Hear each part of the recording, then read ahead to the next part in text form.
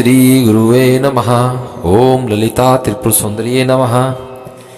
एकादशी का इस कलिकाल में बहुत ही अधिक महत्व है।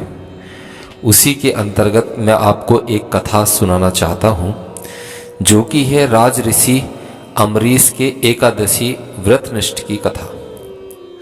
राजा अम्बरीश ने एक बार अपनी पत्नी के साथ श्री कृष्ण को प्रसन्न करने के लिए वर्ष की सभी एकादशियों के व्रत का नियम किया।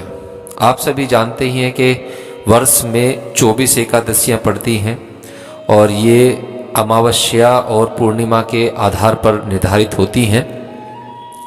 उस समय हमारे शरीर को वैसे भी अन्न जल की आवश्यकता नहीं होती, तो एकादशी का व्रत जरूर करना चाहिए। सभी वैष्णव तो इसको मानते ही हैं, पर वैज्ञानिक शोध में भी पाया गया है, जापान में भी इसके विषय में शोध हुई है कि हमारे ऋषियों मुनियों ने क्यों इस तरह से एकादशी के व्रत वगैरह प्रारंभ किए, उनका क्या महत्व है। चलिए आगे की कथा प्रारंभ करते हैं। तो राजा अम्बरीश ने एक बार अपनी पत्नी के साथ श्री कृष्ण को प्रसन्न करने के लिए वर्ष की सभी एकादशियों के व्रत का नियम किया। वर्ष पूरा होने पर पारण के दिन उन्होंने धूमधाम से भगवान की पूजा की, ब्राह्मणों को गोदान किया। यह सब करके जब वे पारण करने जा रहे थे, तभी महर्षि दुर्वासा शिष्यों सहित पधारे। अब आप सभी जानते हैं कि महर्षि दुर्वासा जो हैं वो शिव के ही अंश माने जाते हैं और वो हमेशा क्रोध में रहते हैं, पर वो जो श्राप देते हैं वह भी दूसरे के लिए वरदान ही साबित होता है। राजा ने उनका सत्कार किया। ऋषि दुर्वासा का राजा ने सत्कार किया और उनसे भोजन करने की प्रार्थना की। दुर्वासा जी ने राजा की प्रार्थना स्वीकार कर ली और स्नान करने यमुना तट पर चले गए। द्वादशी केवल एक घड़ी शेष थी।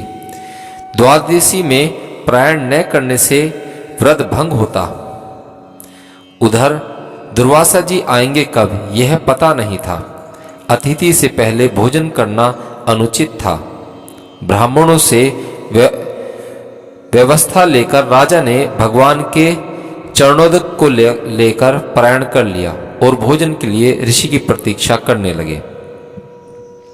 दुर्वासा ऋषि ने स्नान करके लौटते ही तपोबल से राजा के पारण करने की बात जान ली। वे अत्यंत क्रोधित हुए कि मेरे भोजन के पहले इसने क्यों पारायण किया। उन्होंने मस्तक से एक जटा उखाड़ ली और उसे जोर से पृथ्वी पर पटक दिया।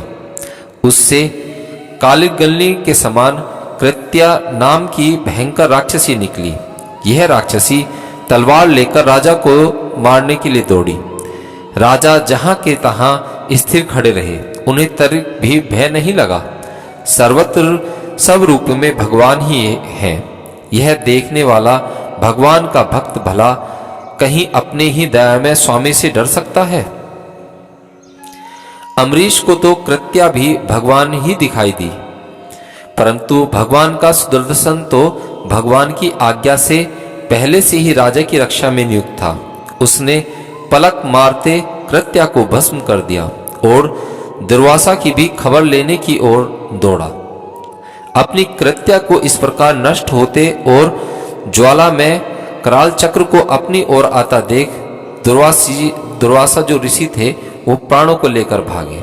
वे दसों दिशाओं में, पर्वतों की गुफाओं में, समुद्र में जहां तहां छिपने लगे। चक्र वहीं उनका पीछा करता गया। आकाश पाताल में सब कहीं वे गए।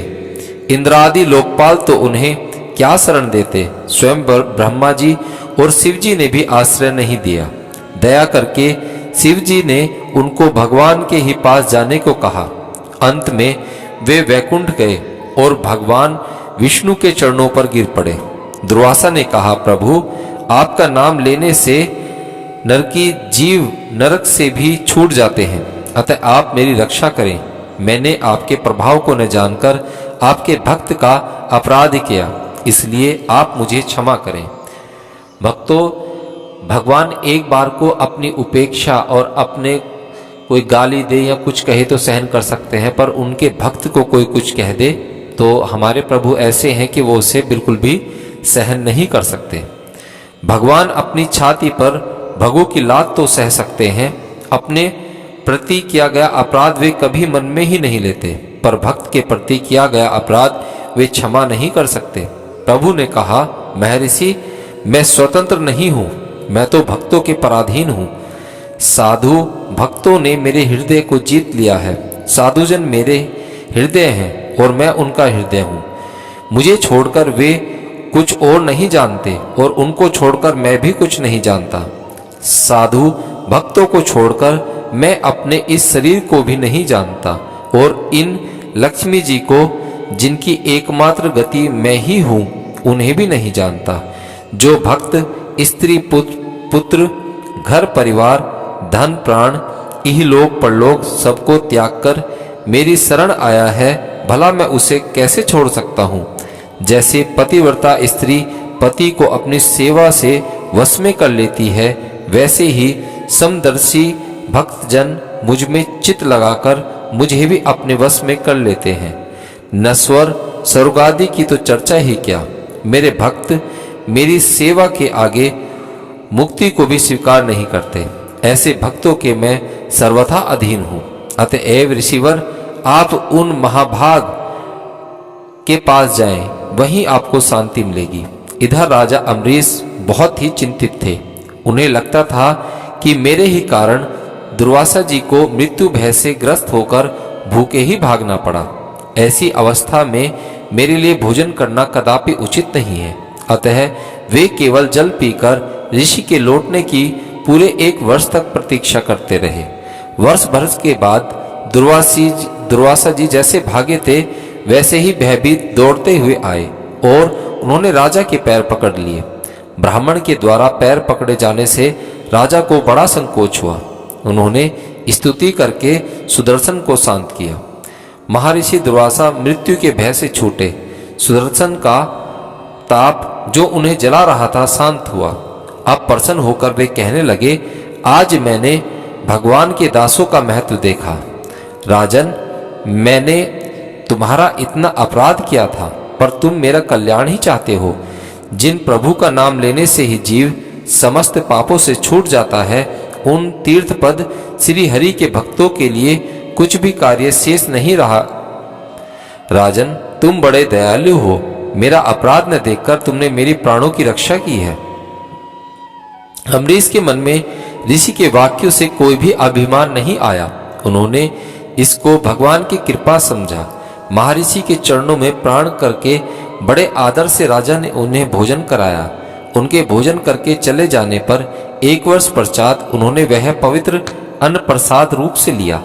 बहुत काल तक परमात्मा में मन लगाकर प्रजा पालन करने के पश्चात श्री अम्बरीश जी ने अपने पुत्र को राज्य सौंप दिया और भगवान वासुदेव में मन लगाकर वन में चले गए।